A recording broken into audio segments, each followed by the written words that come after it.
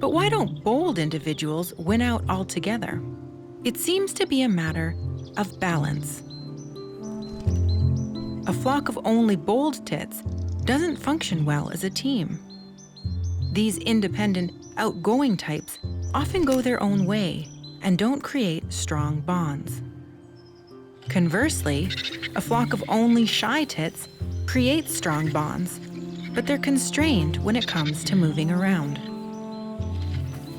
So a mix of both personality types is best for the group. They've also discovered that a particular section of DNA helps explain a bird's personality.